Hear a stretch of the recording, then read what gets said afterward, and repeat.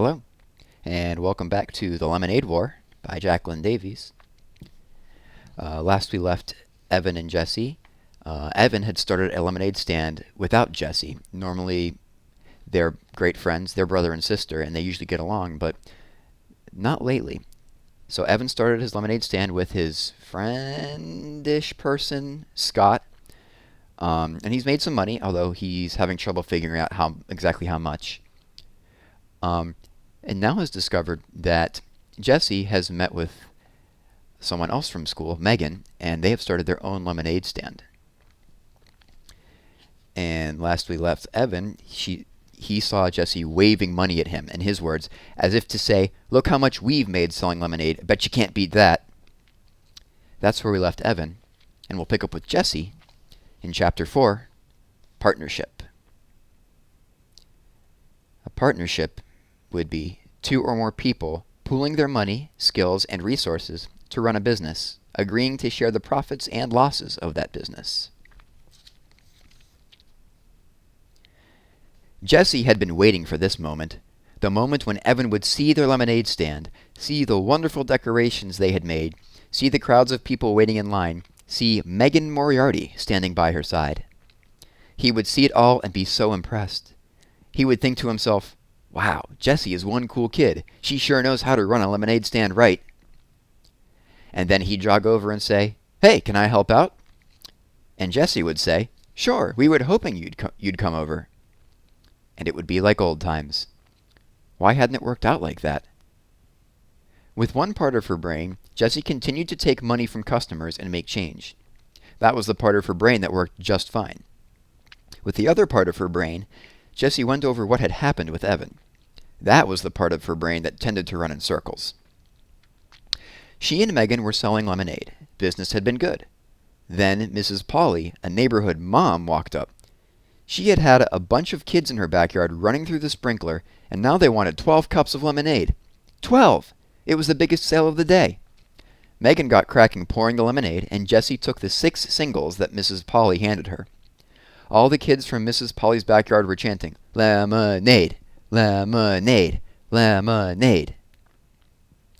A fly buzzed by Jessie's ear. They'd been having a problem with flies because of the sticky lemonade spills on their stand. And she cocked her head to one side to shoo it since her hands were busy with the money. And that's when Jessie looked up and saw Evan standing there, staring. So she smiled. But he didn't smile back. So she waved, even though she had all that money in both hands. She waved so he'd know that she was happy to see him. And then he stalked off, all stiff-legged and bristly. And she never got to say, "Sure, we were hoping you'd come over," like she'd rehearsed in her head. And just then, Tommy Polly, who was 2 years old, pulled down his bathing suit and peed right on the front lawn.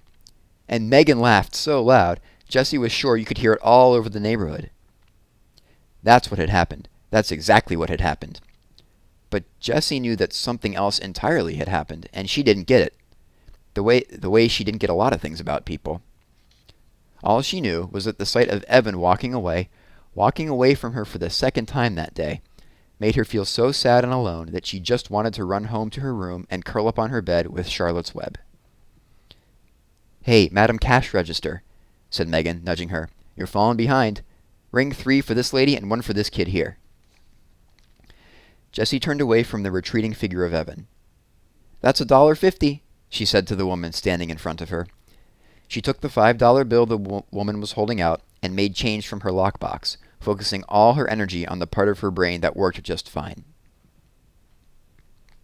It's true that when Evan had first walked out of the garage, Jessie had banged up to her room and tried to think of every possible way that she could make his life a living misery. She thought of telling Mom that Evan was the one who broke the toaster by playing hockey in the house, which is not allowed. She thought of taking back every one of her CDs from his room, even though she knew that would mean she'd have to give back all of his CDs. She'd even thought of putting peanut butter in his shoes. This was something she'd read in a book, and she loved to imagine that moment of horror when he'd think he had somehow gotten dog dew inside his shoes. But when these ideas had finished bouncing around her brain, and when her breathing had returned to normal and her fists weren't clenched at her sides anymore, she knew that what she really wanted was to get the old Evan back, the one who was so much fun to be around, the one who helped her out of every jam. Like when she ate all the Lorna Doones that Mom had set aside for the Girl Scout meeting. And Evan had ridden his bike to the 7-Eleven and bought a new package before Mom even noticed.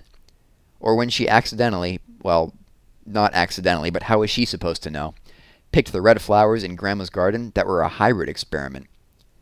Evan had said they'd both done it, so that Grandma's disappointment was spread around. Or the time that Jessie had smashed the ceramic heart that Daddy had given her because she was so mad that he had left them.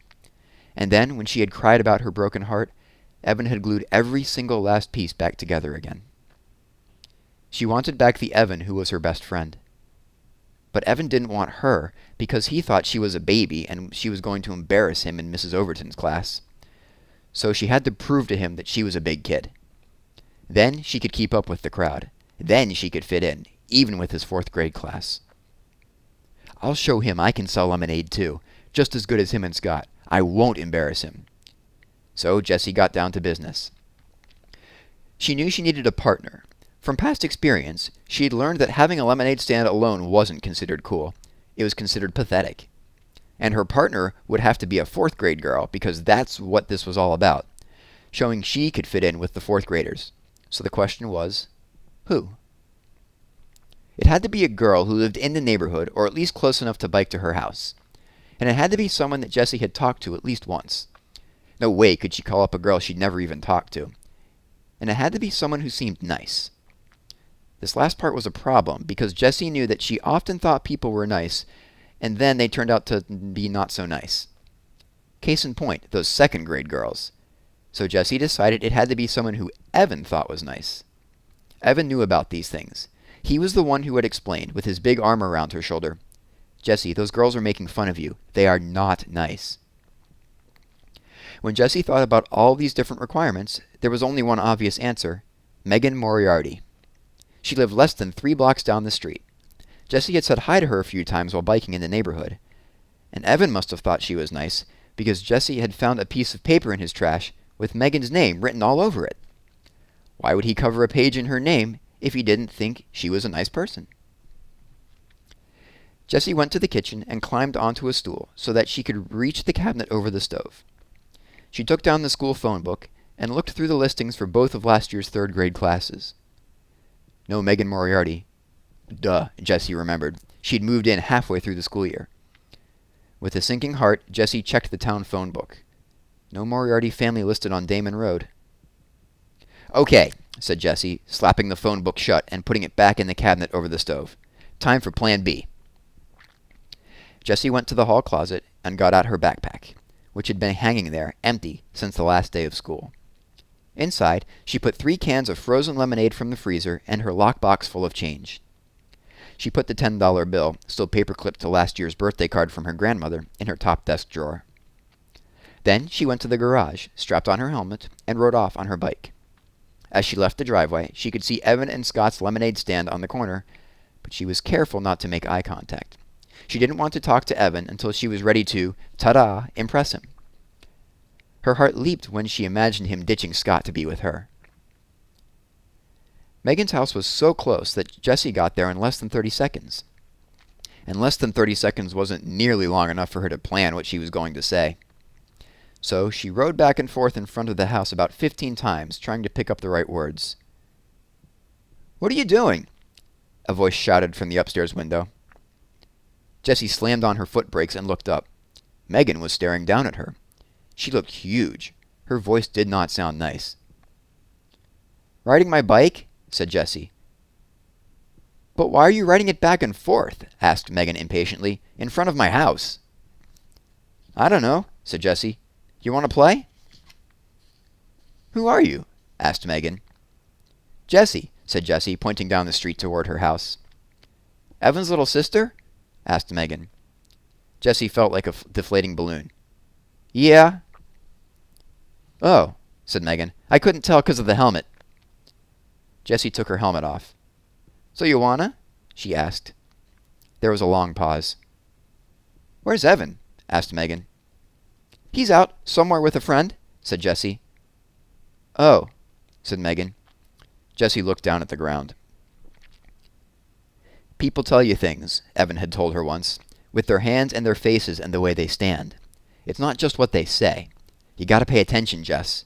You gotta watch for the things they're saying, not with their words. Jessie looked back up. It was hard to see Megan at all. She was so far up and behind the window screen. Jessie sucked in her breath. Do you want to do something? Another long pause. Jessie started counting in her head.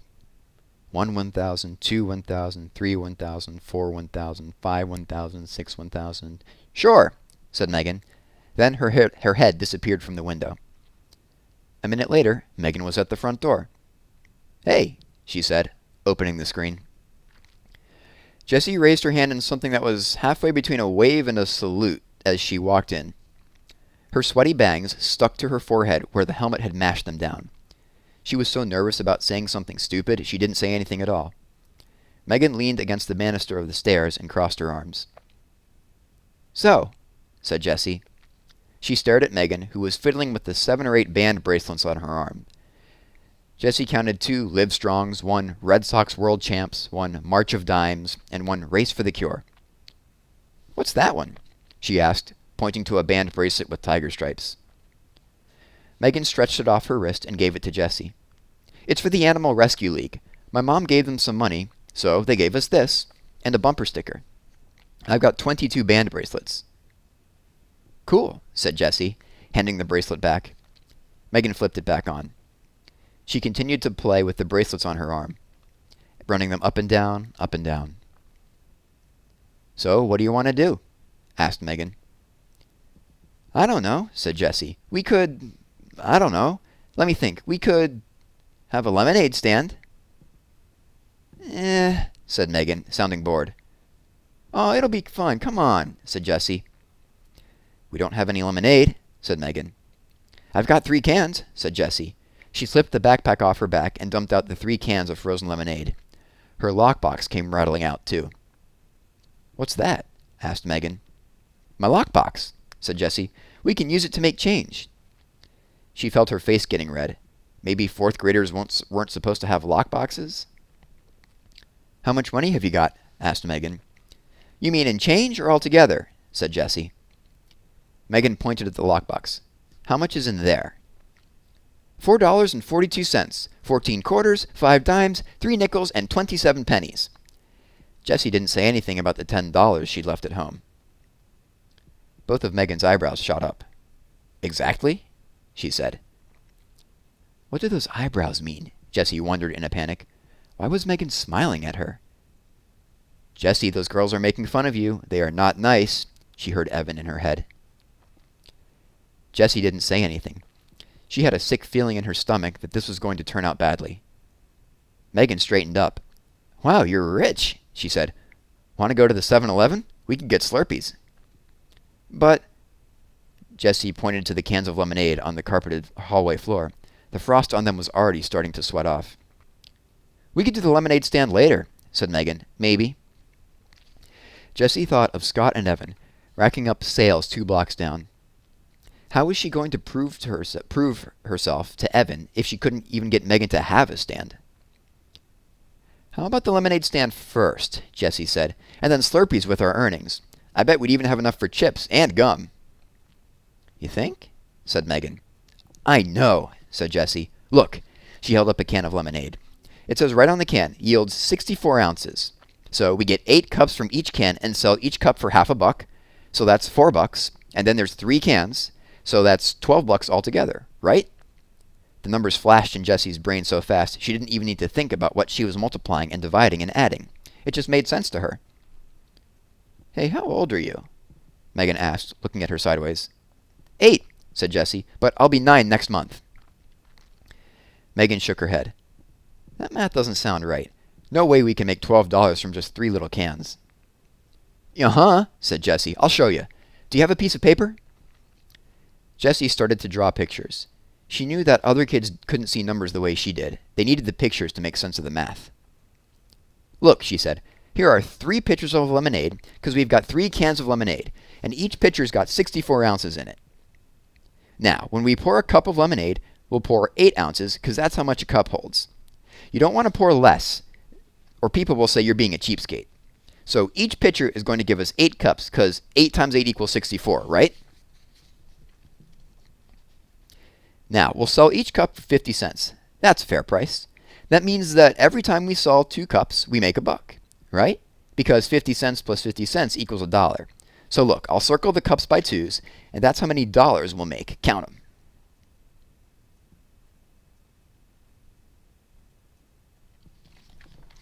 Megan counted the circled pairs of cups. 10, 11, 12. That's how much money we'll make, said Jessie, if we sell all the lemonade, and if we do the lemonade stand. 1, 2, 3, 4, 5, 6, 7, 8, 9, 10, 11, 12. Wow, said Megan. You're really good at math. She puffed her cheeks out like a bullfrog and thought for a minute. Then she popped both cheeks with her hands and said, Whatever, let's do the lemonade thing. Jessie felt soaked in relief. Maybe this was going to work after all. An hour later, Jessie and Megan had transformed the little wooden puppet theater in Megan's basement into the hottest new lemonade stand on the block. The stand was decorated with tissue paper flowers, cut-out butterflies, and glittery hearts. It was a showstopper. And boy, did people notice it. Kids in the neighborhood, strangers walking their dogs, moms strolling with carriages, even the 2 guys fixing the telephone wires. They all came to buy lemonade. And just when Jessie and Megan were on the verge of running out, Mrs. Moriarty went to the store and bought 3 more cans, free of charge. So, when Mrs. Polly asked for 12 cups at exactly the moment that Evan rounded the curve and saw her lemonade stand, Jessie felt like she just scored 100 on a test and gotten 5 points for extra credit. So, why did Evan stomp off? And how come she didn't feel like she'd won anything at all? We'll pick up with Chapter 5 next time, Competition. And I will see you next time.